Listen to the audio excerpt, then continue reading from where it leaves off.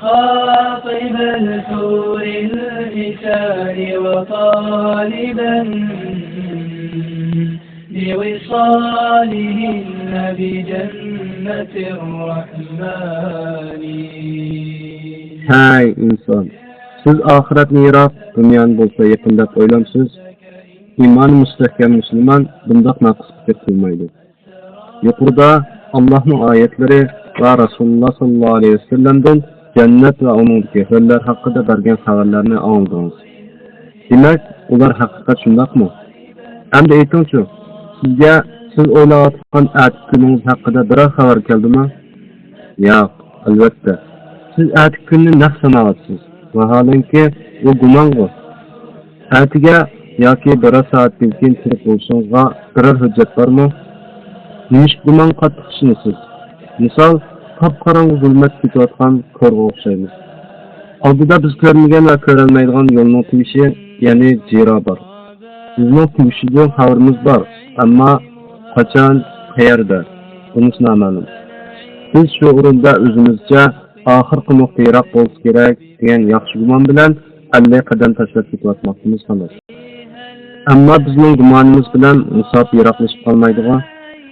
Biz qaysi oxirisidir degan andishida bo'lishimiz kerak. Xalqimizdagi ko'rdim, ko'rmayapman degan maqol faqat qiyinlarga aytilgan emas. Ajal deganning yosh tanlab o'ltirmaydiganligini yaxshi bilamiz. Shuning uchun qimmatli hayotimizni gumon ustida qurmaymiz. Mana bu oyatda deyilganlardek bo'lib qolishdan qo'rqishimiz kerak. Ular faqat gumonlarga ergashadi. Ummatni muqaddas jihatdan to'sayotgan xatarlardan biri shu gumondir. Urushning o'zining qoidalari bor. Kufr o'z askarlarini bu tarafdan qattiq tutadi. Ammo halol haromni farq qilmaydigan askarlarning ko'pchiligi hech yer yo'q bema'ni fohisha suratlarga mahliyo bo'lib ko'tirib yurishadi. Va jinsiy g'arazlarni o'zaro ya maxfiy qondirib hayot mushishgan deb bilishadi. Bichora maxluqlar. Ularning na bir parvardigori bor, na bir jannat. Ularni na hurlar kutadi va na baxt. Badbaxtlar botil yo'lda sabr qilishadi, oldin keladi, keyin kuyadi. Ularga qarshi bo'lgan jihad uzoq vaqt sabr talab qiladi. Ammo mujohidlarning sabri behuda ketmaydi. Alloh taolo mundaq deydi: Dushmanning orqasidan qo'g'lashga qilmang. Agar sizlar qiynalsanglar, ular xuddi sizlarga o'xshash qiynaldi. Ular umid qilmaydigan narsani, ya'ni shahid bo'lishni, savobini va g'alabani Allohdan umid qilsin. Sura Niso 1-4. Darvaqa kufrning mukofoti to'g'risida kafirlar o'z lashkarlariga abadiy jannat, haqiqiy farog'at o'rniga o'tkinchi dunyoning ozg'inisini o'zlaridan oshqinni berib, ko'krigiga chiroyli timirchilarni esib, dazmollangan shimlarni, tovoqdek sepkilarni kiygizib, xo'rozdek gidaydirib, o'zicha faxrlantirib, baland gaplarni vaqirab, gap bilan mukofotlashadi. Ana mukofot, mana mukofot. Bichora askar. Az bo'lganda janda ayrilib qolay deb qiynalib, zo'rg'a o'z yeriga bir amallarni qilib, turli bahonalar bilan qochib, jamlagan ilmi, aqlni maydonga chiqib kelsa-mo, uningga qilib qolgan narsa medalyon, temir o'yinchiq ekanda. Ularga mayli, tirik kelgani bir amallarni qilib kunni ko'radi. Ammo o'lganlar-chi, ularga nima mukofot bor? Bu badbaxtlarning mukofoti tiriklarnikidan kattaroq va ig'irroq. Har xil latqislar bilan bezalgan, o'ldiraksiz qo'l yuradigan uzun markab tavutlar bo'lishi kerak. Yo'q, bu hammasi emas. Har birga alohida bo'lmasmi, hammasi uchun bir to'p tashkil haykal qo'yib, oldiga gulxon yiqib, gulchambaraklar qo'yishadi. Xuddi bilib qo'yinglar, shundoqlarni oqibatda shundoq o't ketmoqda degan ma'no ifodalayotgan o'xshaydi.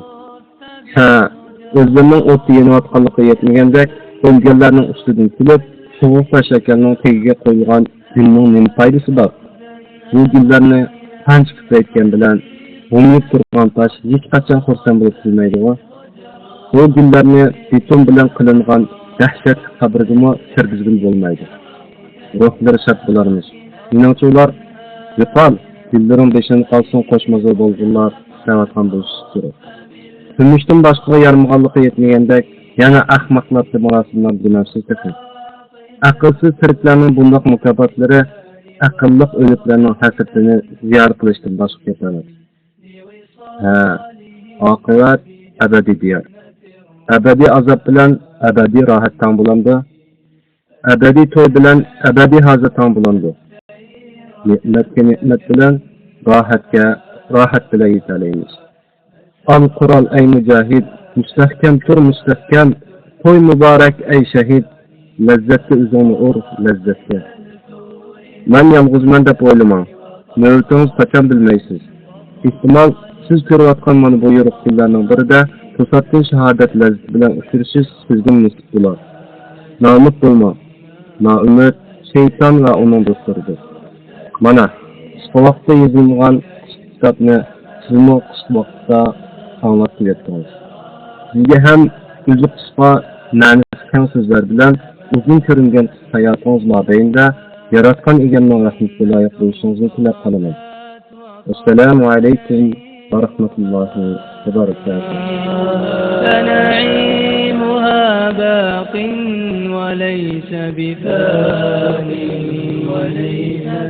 فيها الذي والله لا عين رأت